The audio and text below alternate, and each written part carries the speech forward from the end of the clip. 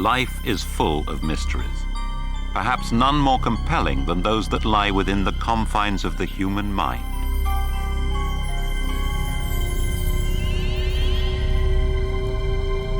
Most of us perceive the outside world by virtue of the 5 known senses.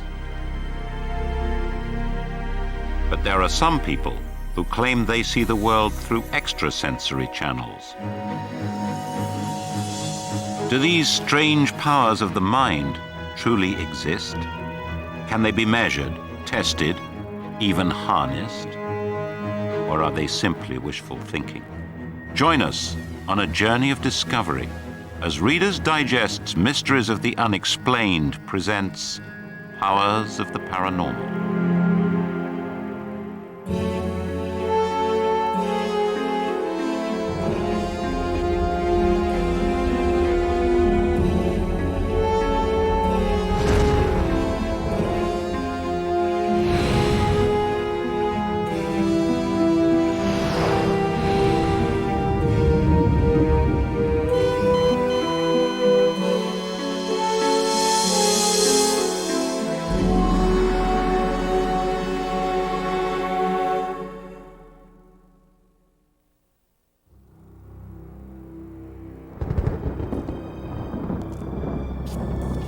In the middle of the night, in the year 1700, the city fathers of a small French town went grave robbing. They intended to steal from the tomb of one Michel de Nostradamus, better known as the prophet Nostradamus. According to legend, a document containing the secret to his extraordinary powers was buried with him in 1566.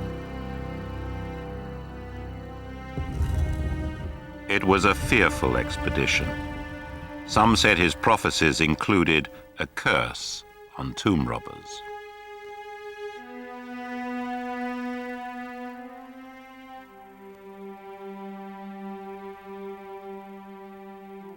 A medallion is discovered. Inexplicably, it seemed to be engraved 1700, the present date, the year 1700. The robbers were convinced that 134 years earlier, Nostradamus had foreseen this moment of his desecration. Horrified, they leave the prophet to his peace.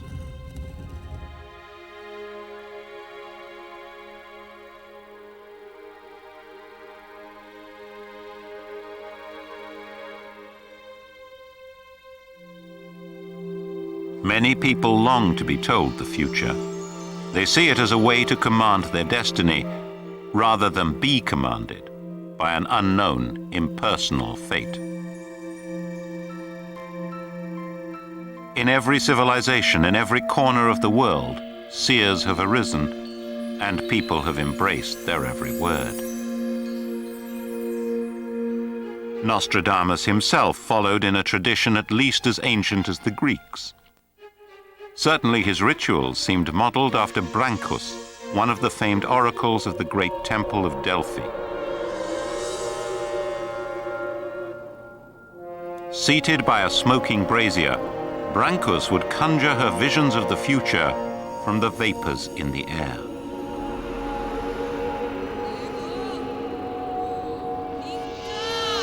But by the time of Nostradamus, fortune-telling was thought dangerously close to heresy, or worse.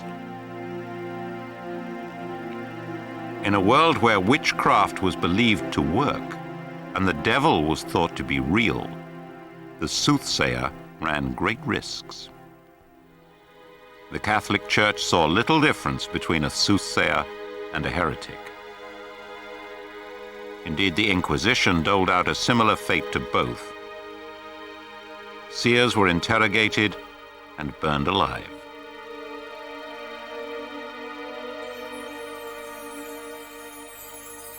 This was the climate in which Nostradamus practiced his strange arts.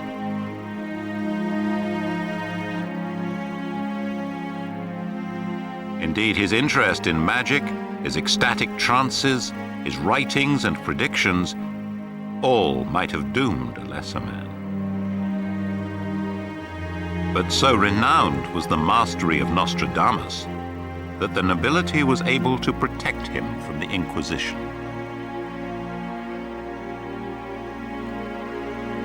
Nostradamus walked a tightrope between religious correctness of the 16th century and getting himself burned at the stake. He died in his bed, so he was a success at not upsetting the church authorities too much. But you've got to understand, in the 16th century, it was not so much that you were performing heresies, but if you were indiscreet about it.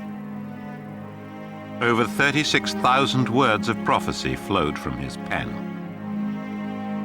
His epic work, The Centuries, holds more than 900 predictions about the future of the world.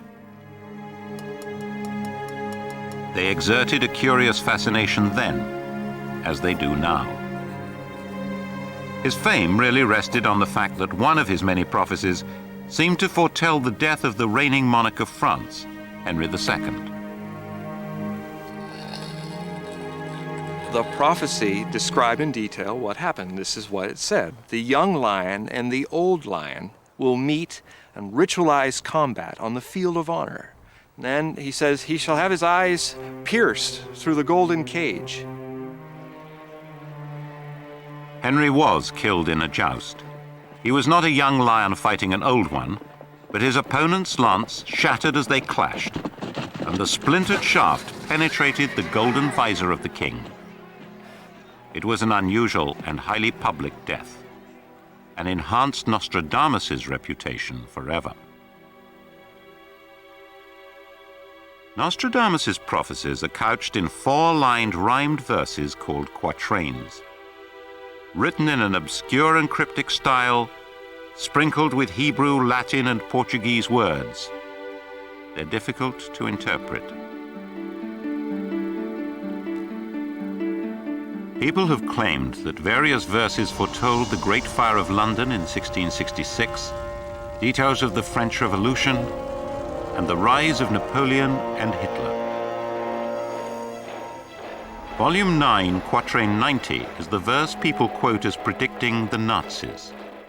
The words provide a vehicle for people who really want to be believers. But you decide. A captain of great Germany will come to deliver through pretended help to the King of Kings the aid of Austria and Hungary, so that his revolt will cause a great flow of blood. Faith in Nostradamus has been kept alive by his followers discovering hidden meanings in his books. There's a real hunger for secret mysteries.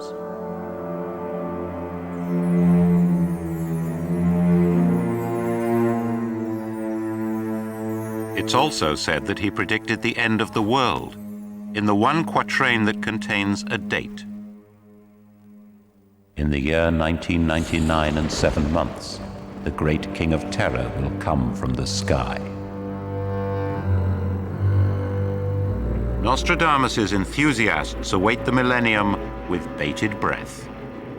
And should the great King of Terror not appear, well, Nostradamus himself said that his predictions would run until the year 3797, and presumably did not think the world would end in 1999.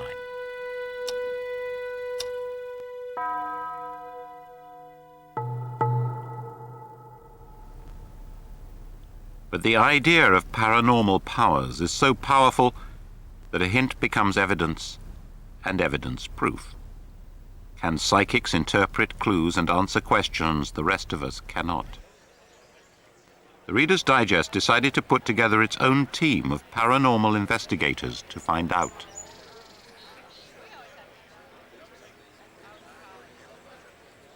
Sometimes you have to use alternative methods of investigation to point you in the right direction, and you have to keep an open mind as to all possibilities.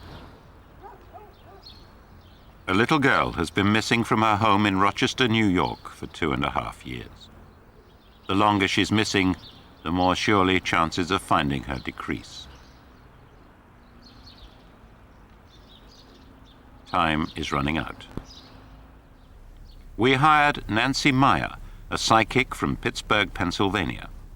She's worked on more than 250 police investigations all over the United States.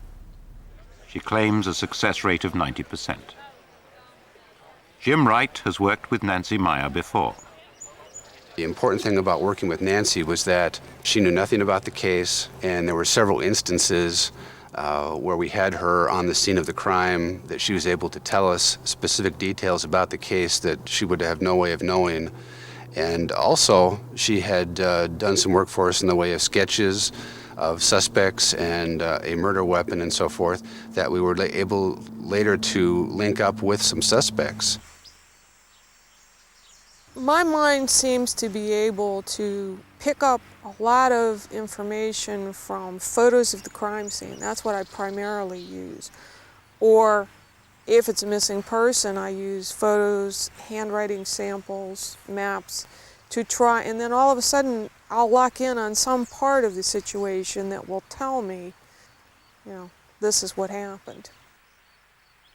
Meyer needs very little to begin her search for the missing girl. Just a map showing where the child was last seen, a photograph of the girl that clearly shows her eyes, and a personal belonging. It's kind of like watching a movie editing session. It's, there's a piece here, there's a piece there. Some of it runs in a nice sequence, usually it doesn't.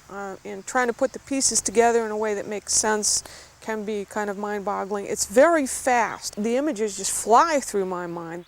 Meyer has no prior knowledge of the case or the people involved. She's a very friendly, outgoing kind of child, very open child. And I do feel that she had talked to him on at least 3 previous occasions, but nothing in detail. There's gonna be a 6-6 beast, and this beast is gonna be the last empire that ruled Jerusalem. Through the centuries, countless men and women have been respected as having oracular or divinatory powers. In fact, all human societies used to depend on these people for guidance. In our culture, they've become more of a curiosity. Insights that used to govern the actions of rulers are now treated as superstition. There are people who prophesy. What can we make of them? The earth will be broken up. The upper portion of Europe will be changed as in the twinkling of an eye. The greater portion of Japan must go into the sea. The words of Edgar Cayce, an ordinary man, except for being taken as a prophet. Born in rural Kentucky in 1877, Cayce was a below-average student. Even his parents despaired at his inability to learn. But in 1890, all that would change. As young Edgar played baseball one afternoon, a ball hit him near the base of his spine. Cayce didn't seem seriously hurt, but when he went to bed and fell asleep, he began to speak.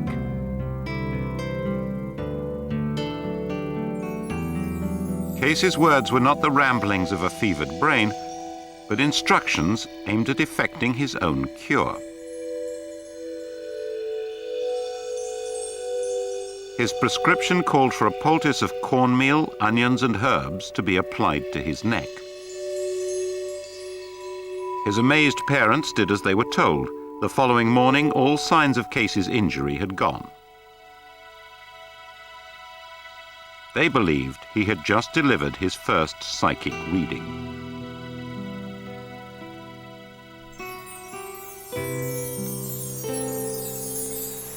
By the time he was in his 30s, Cayce was regularly dictating medical treatments and prophecies to a willing audience. His method was always the same. Falling into a trance-like sleep, he began to speak out loud. An assistant would transcribe his words. Upon waking, Cayce would remember nothing. He became known throughout the Western world as America's sleeping prophet. Like Nostradamus, it was claimed that his prophecies could be interpreted as predicting the stock market crash of 1929, the timing and duration of World War II, and the death in office of John F. Kennedy. True to his unassuming nature, Casey never thought himself unique. He believed that everyone could develop psychic powers. On one occasion, Casey strayed from prophecy and gave instructions on how to read another's mind.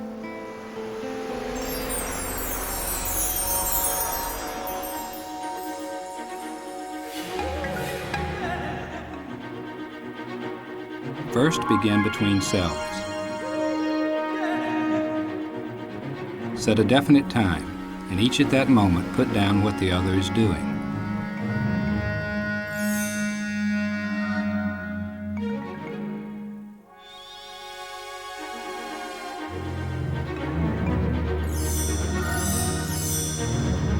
Do this 20 days. You shall find you have the key to telepathy.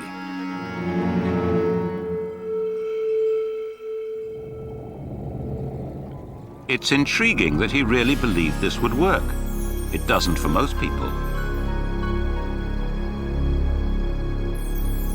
And yet most people have had a sense of seeing into the future, at least once in their lives.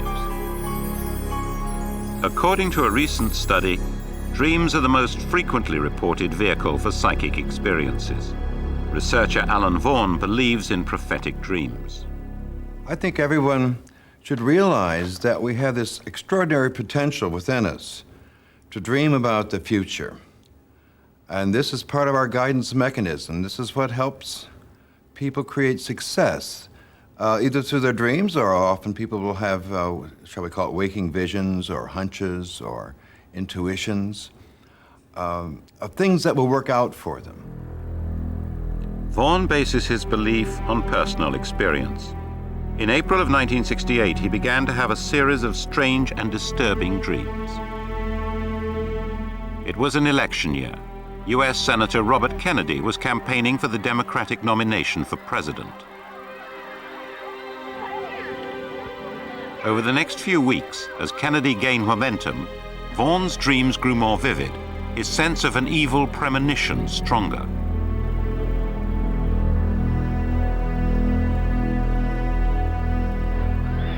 The campaign was now in high gear.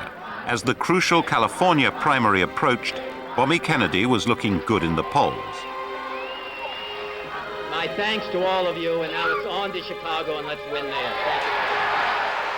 May 25th, I woke up with a dream in which Robert Kennedy was being shot. In the dream, he was walking with some young people, walking down a hallway, and they were planning to go to a party.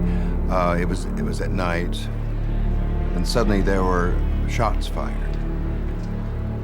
Vaughan tried to get a message through to the Kennedy campaign, to no avail. Just 10 days after the dream, on the night of his victory in California, Robert Kennedy was assassinated.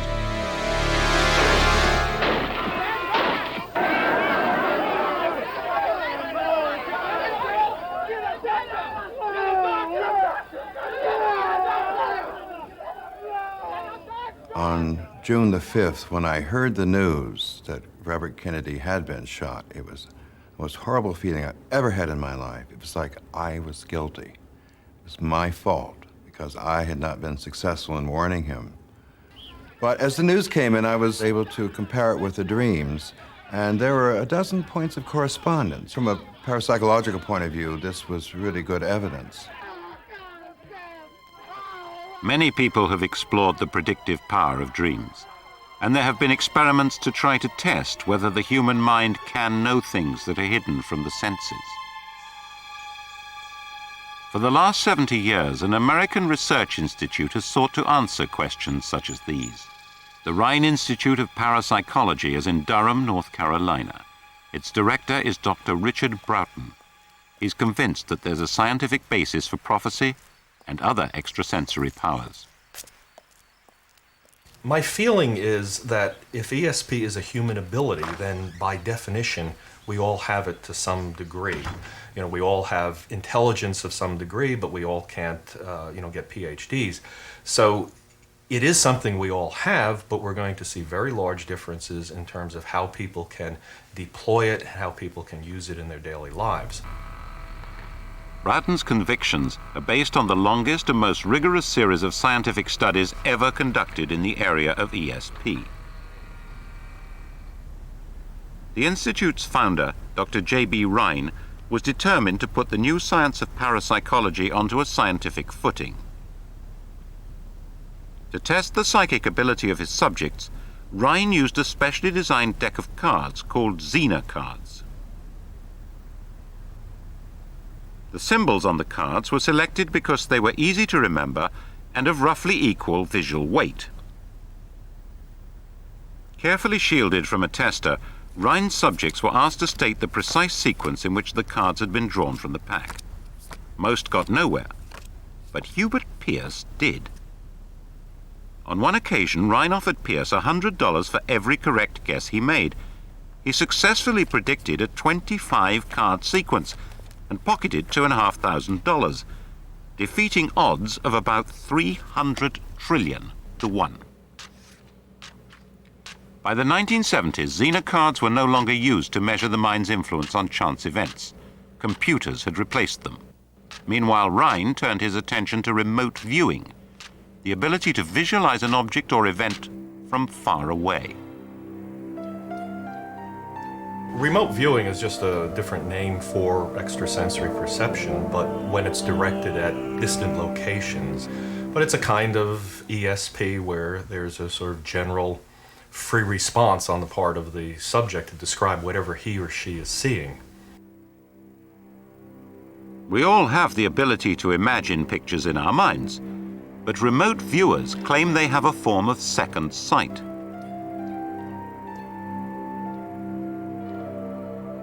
This would be the most practical of all psychic skills and is frequently put to the test. In the most simple experiments, a subject is isolated in a room and is asked to describe a photograph outside the room.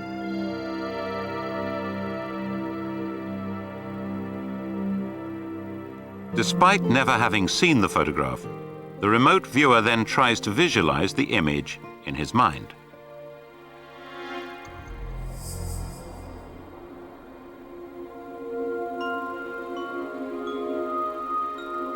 Under perfect conditions, such photographs seem to have been described in minute detail. And some people claim they can bring these mental images into focus under almost any circumstances. Joe McMoneagle, the most renowned remote viewer in the United States, believes he can remote view on demand. A class of students at the Rhine Institute will watch McMoneagle as he demonstrates his skill. A computer has randomly selected the target image from a library of hundreds. It's been sealed in an envelope and placed in a separate room. Generally, when I begin a remote view, I'm looking at the fragmentary or bits and pieces that are coming in very rapidly and trying to create some picture out of that. These first elements come in very fragmented form. They come in symbology a lot of times. Like one of the things I'm getting is this sort of symbol. That doesn't actually represent anything, but what it does mean is it's probably a reflective surface of some kind. McMoneagle uses a kind of visual shorthand to describe the images he sees in his mind. He visualizes elements of the photograph by broad characteristics like shape, color, and size. With a major fall off or drop. The important thing about this consolidation is not to assume that the reflection is water or that this drop-off is a waterfall or anything like that. You don't want to make any of those assumptions. Most psychics seem to experience a similar jumble of images when attempting to remote view. Putting the pieces together can be difficult. McMoneagle's completed vision describes an image with a shadowed area in the upper right, some structures on the left side, a reflective surface on the bottom right, and a drop-off in the middle. In this case, Joe's remote viewing is judged to be a direct hit.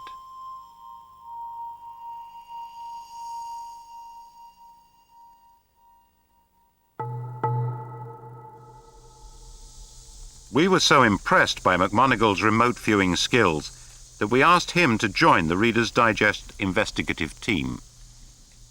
Joe McMonagle's experience as a psychic investigator includes 25 criminal cases. He claims his crime-solving record is 60% successful.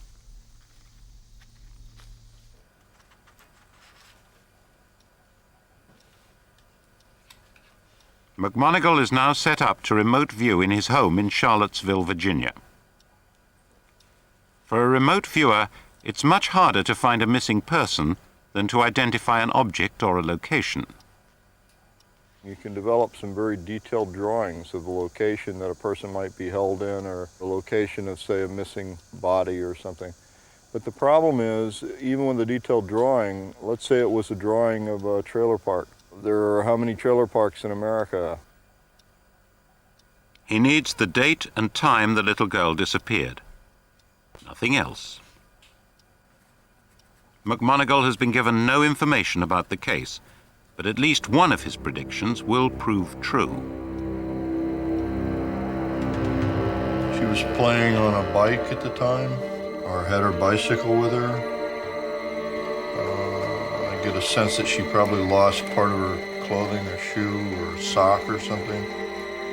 She was taken by force. She didn't have any idea who her kidnappers were.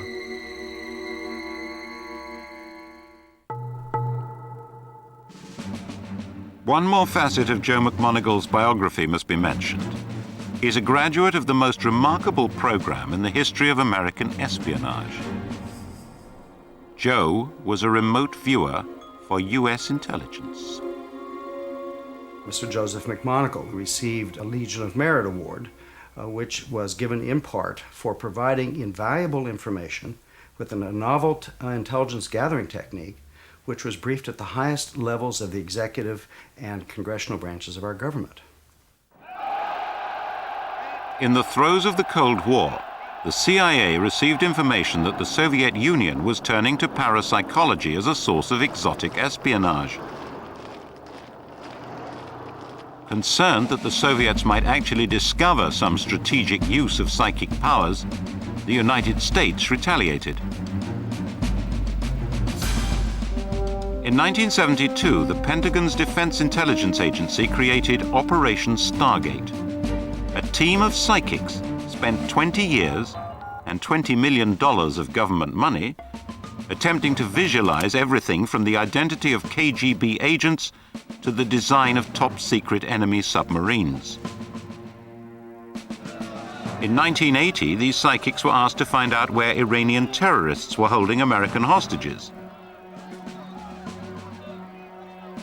And after the US invaded Panama in 1989, these psychics were enlisted to provide information about fugitive President Manuel Noriega. They were asked to provide a layout of the interior of Noriega's home.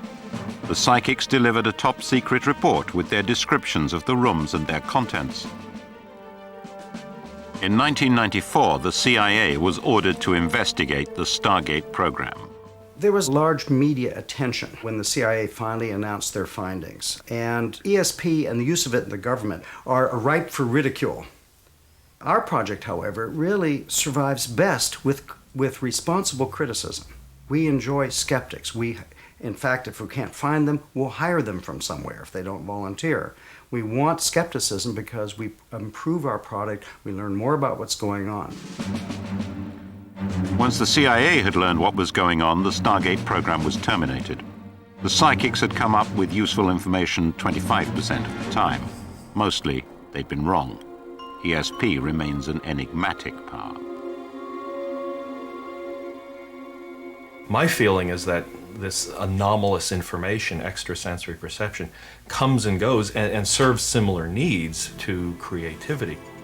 And we certainly can recognize great creativity in poetry or art, but it's very spontaneous. You cannot take a creative person and stick them in an artificial environment and make a masterpiece. It doesn't work like that.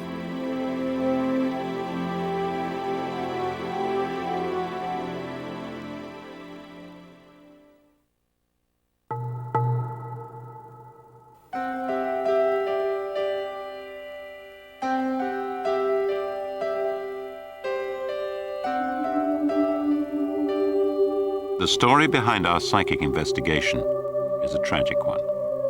Judy Gifford is suffering the pain of an experience that's every parent's nightmare.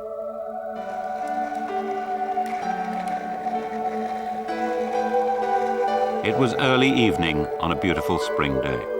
It seemed like any other Monday. Judy picked up her 4-year-old daughter Kaylee after work. Then Kaylee went to get him one last ride around the block before dinner. It was around 7 p.m. that she last saw her little girl.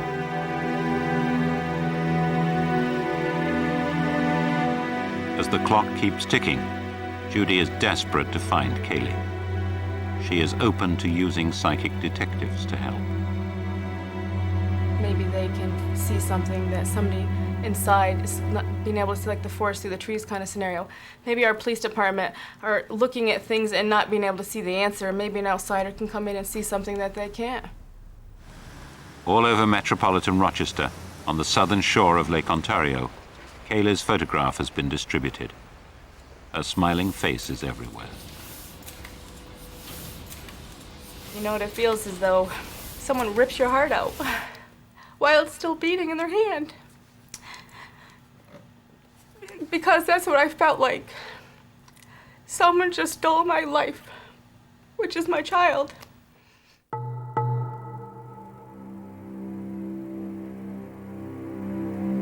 Remote viewing is a passive skill which may be linked to some sort of telepathy. But there are people who believe that mental power can actually affect physical objects. This is called psychokinesis.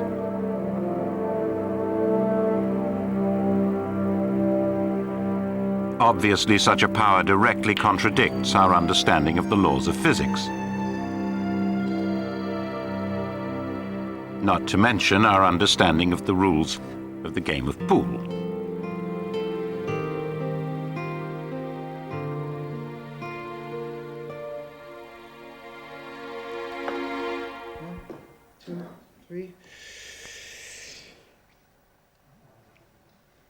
One person who achieved fame overnight with his supposed psychokinetic talents was Uri Geller. 5 degrees, that moves. What are you saying to yourself? I'm saying now bend. I just wanted to bend. The controversial Israeli claims to have been employing paranormal powers since he first bent a soup spoon at the age of 4. I sort of reserve judgment about Mr. Geller and his spoon bending. I've never worked with him. It's the kind of thing where scientists generally like to stay out of the stage magician's craft, because stage magicians will always have the better of scientists, no matter how well trained they may be. Yes, it's becoming there. It's becoming. Geller has been widely suspected of fraud. Critics say he weakens the metal he claims to bend beforehand, or distracts the audience's attention, giving him time to switch one spoon for another. There's absolutely no heat. Is that solid silver, Lord Bath? Yeah, made by Gerrard in London.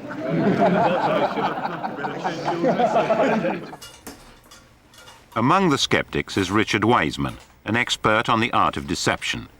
He makes his living uncovering psychic fraud.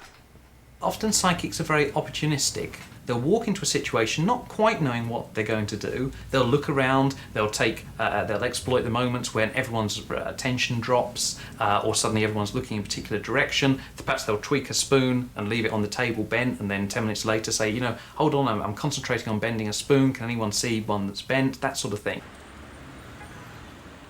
Here in Paris, we found another man who claims psychokinetic powers. We decided to put him to the test. His name is Jean-Pierre Girard. In the 1970s, he rode the coattails of Uri Geller's fame, baffling audiences with his alleged ability to move solid objects with the power of his mind.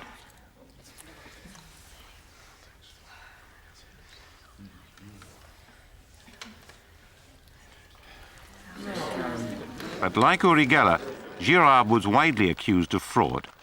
Eventually, he dropped out of the limelight.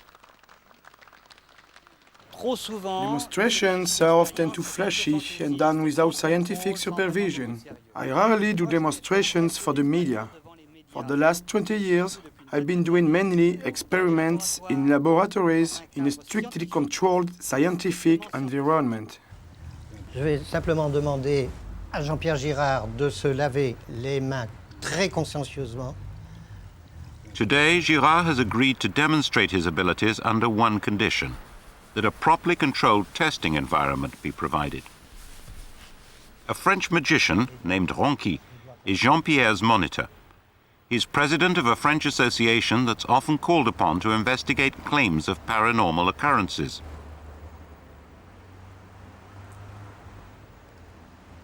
As a magician, Ronqui believes he's familiar with all the tricks and illusions someone claiming psychokinetic powers could use to fool an audience. An illusionist is the person best suited to uncover fraud. Absolutely, all paranormal phenomena can be reproduced using illusion. That is to say, I can bend an iron bar, move an object, or do any of those sort of things, but I use magic tricks to do it. A glass table is set up so Girard's hands are visible at all times.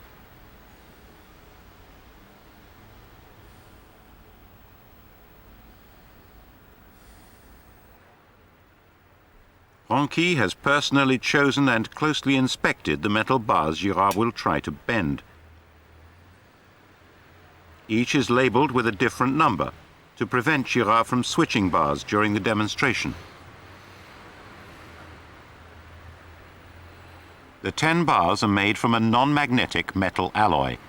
They're 10 millimeters in diameter and 25 centimeters in length.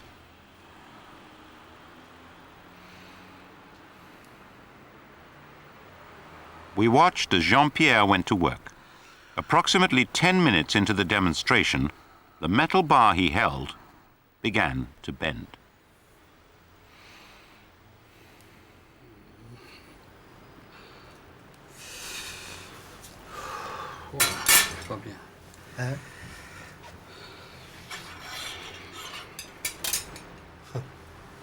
At first, the bowing of the rod was minimal, but Girard continued to work, taking breaks between each exertion. After 3 sessions, he had successfully bent a straight metal bar by 30 degrees. This is the first time I've seen an effect happen so quickly. Jean-Pierre Girard presents us a problem without a solution. I'm unable to explain. Even though I was right there, I cannot explain. I don't think any other musician could explain what he has done. But Richard Wiseman, who's performed hundreds of experiments with people claiming psychokinetic powers, remains unconvinced. I would love to see a miracle. I would love to meet a genuine psychic. And people often say, well, given all your negative results, don't you become very cynical? Don't you think you're wasting your time? But the fact is that at the end of the day, you know, I would love someone to come through and prove us wrong.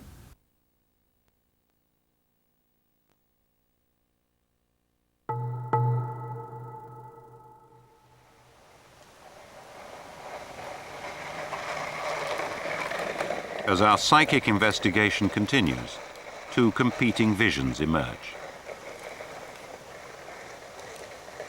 Can't get past this feeling that she knows this guy because she's so trusting of him. I have the feeling that he took her in a mid-sized car. I get the feeling that it was a Buick LeSabre and it was kind of a metallic blue. The van that was used in the kidnapping was sort of an off-white with gold markings or stripes, and it was stolen. He has sedated her in some way. I would think logically chloroform, but I don't smell that, so it's something else. But he's knocked her out. I have the van departing the area by accessing a 4-lane interstate road, and that was essentially going south. He's heading south on 490, And he goes about 5.5 to 6 miles, and he bears off an exit to the right. Really didn't take her with the intent of keeping her. She was delivered somewhere else. He sexually assaulted this child, and in the process of doing that, she was asphyxiated. I have a sense that she's still alive.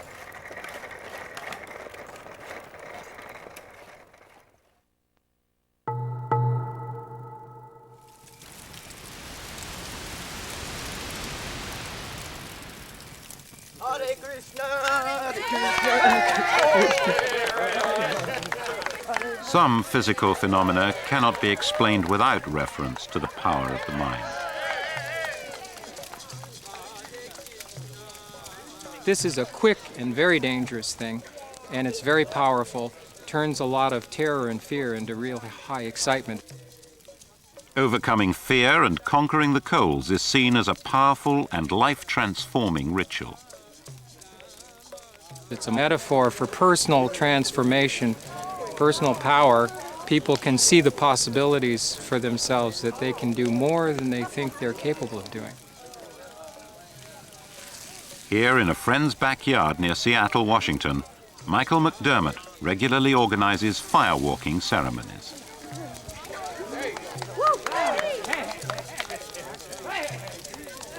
Firewalking has been adopted by several New Age groups. It's also used as a motivational tool in self-help seminars. I tell people to pay attention to their intention, because we create everything in our lives from what our intention is. If we're clear on that intention, then we can create what we want to create, if we know what it is we want. McDermott is absolutely focused when he firewalks. Everything but the fire disappears. It's a state of mind that parallels the trance states found in many cultures. There's Hindu and Tibetan Buddhist firewalkers, and also the Native American traditions.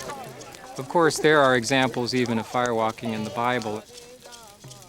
The very fact that some people apparently are able to go through the ceremonies and not suffer harm gives us the exciting possibility that whatever this capacity, whatever this potential is, it lies within all of us.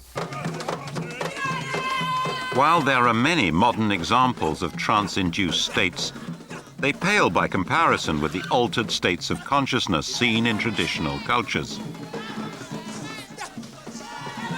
Trance states, whether for prophecy, healing, or mind over matter, seem to be a universal feature of psychic powers.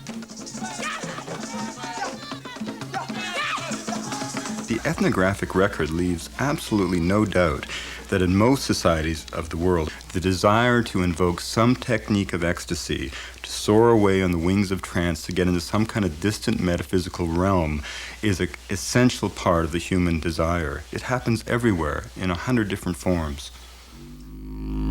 The desire for such transcendence seems strongest in the East.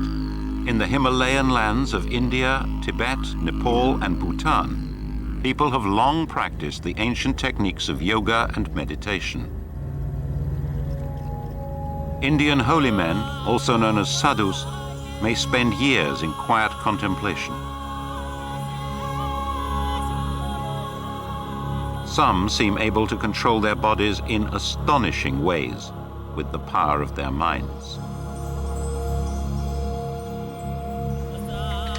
To explore the mysterious powers of the meditating mind, a Harvard University medical team undertook a series of expeditions into northern India in the 1980s.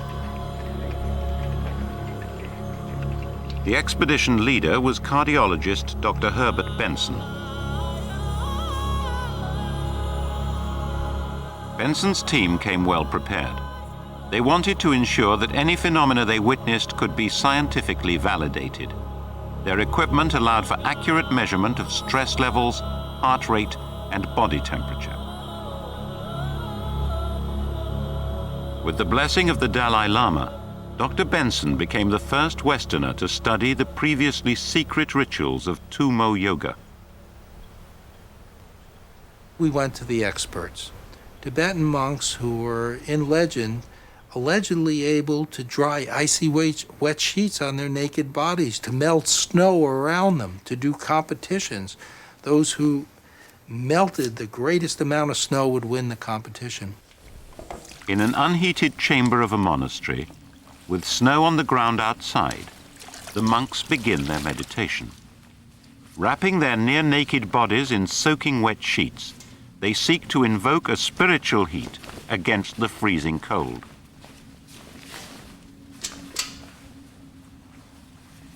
First, they bring themselves into a quiet state of meditation.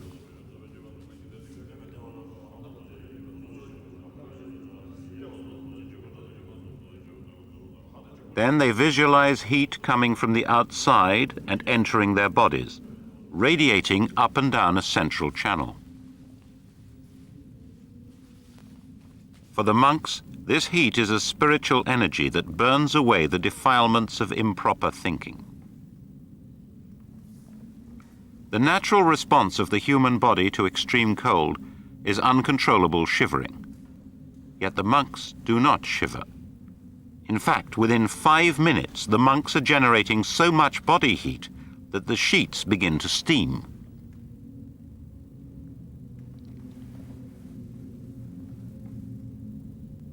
Dr. Benson has discovered these monks can raise their body temperature at will by as much as 17 degrees Fahrenheit. Within half an hour, the sheets are completely dry. Well, this is a perfect example of a mind-body effect that we would think would previously be impossible. That through thoughts, the body could generate enough heat to actually dry icy wet sheets on your naked body in 40-degree Fahrenheit temperatures. It's remarkable. On one occasion, Benson's team hiked to an exposed ledge at 19,000 feet. They observed a group of monks spend the night in sub-zero temperatures with only thin shawls for protection. Their mastery of Tummo yoga allowed them to survive unharmed. The monks provide absolute proof of the mind's ability to control the body. But how does it work? Back at Harvard University's Mind-Body Institute, Dr. Benson and his researchers are able to secure precise measurements of the physiological effects of meditation.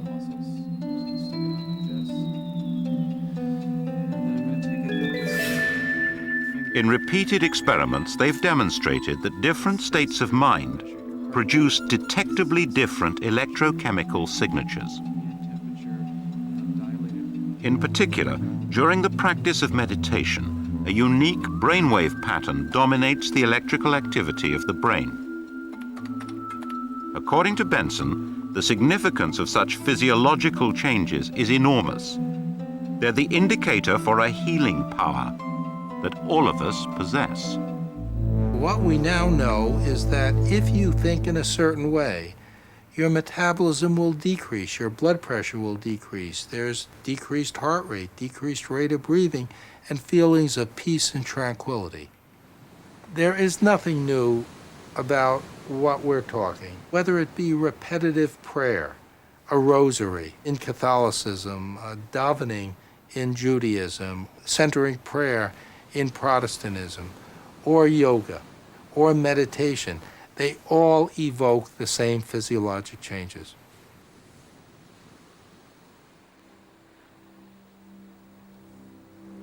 The power of healing was always accepted and relied upon in traditional societies. Many Western doctors remain skeptical about the role of the mind in medicine, but their doubts are eroding in the face of mounting evidence that the human immune system is regulated by our state of mind.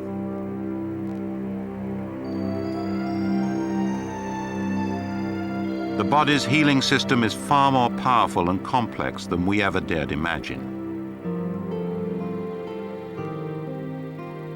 The mind has many ways to influence the body.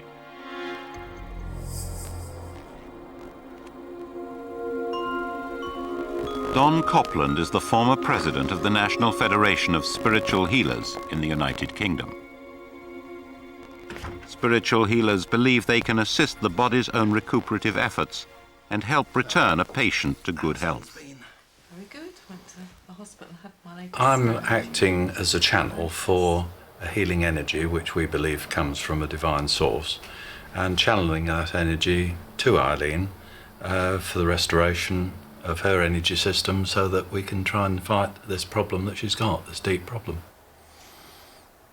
Just quiet yourself down as usual. Yeah. Don't have anything crossed. Just think of something peaceful in your mind. Eileen was diagnosed with liver cancer and doctors gave her 3 months to live. She began chemotherapy with little hope of recovery. 2 months later, out of desperation, Eileen went to see Don Copland. She continued chemotherapy. I suppose I was sceptic, not knowing quite what went on, and basically I think I was so petrified of dying, having been told that I'd got months to live, and I was really, really frightened of that. And Don talking to me each and every week has taken the fear away. Once Eileen is relaxed, Copland goes over her body with his hands, pausing on areas where the ailment originates. He says he's transferring healing energy into her body. This thermal imaging camera shows heat variation. White signifies the warmest areas. Red, yellow, green, and blue indicate progressively cooler temperatures. I feel a heat, and when he does hands on my stomach, I mean, I really feel then as if I'm on fire.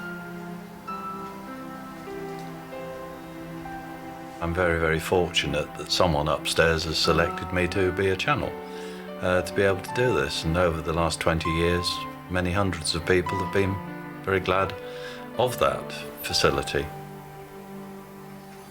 After 4 more months of conventional treatment and the healing sessions with Copland, Eileen's tumor had shrunk so much that she ceased chemotherapy. When this film was made, Eileen's cancer had been in remission for a year. Her doctor required only occasional visits.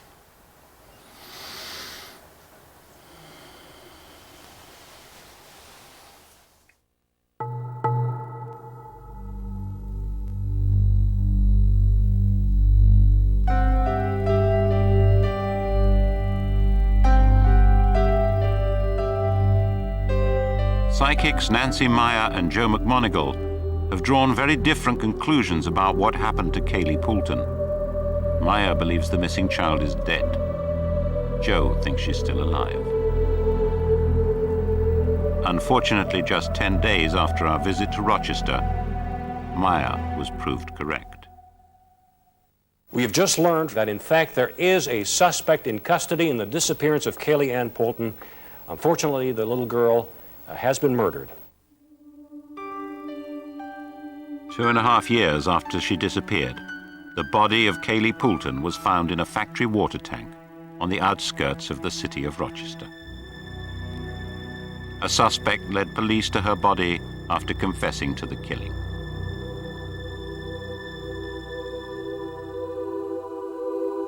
The suspect in custody lived in Kaylee's apartment complex, and she knew him.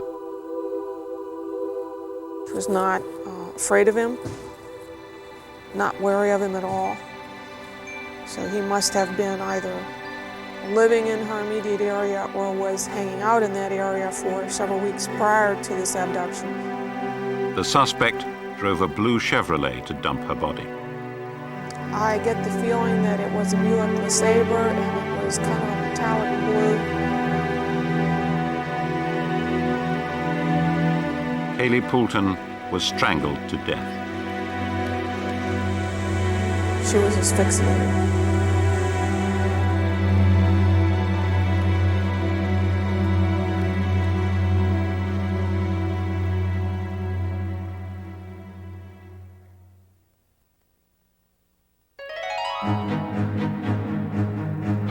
The evidence that the human mind can exercise some powers that science does not understand is compelling. Their source may be mysterious, their manifestations irregular, but remarkable abilities do exist. It may be something that's really evolving along with consciousness. Consciousness in the human species seems to be relatively recent. Maybe extrasensory powers are something that is evolving along with those, and we've yet to just understand them. 500 years ago, Nostradamus was regarded as dangerous precisely because people believed in his powers. Today, no one's quite sure what to make of demonstrations of psychic abilities.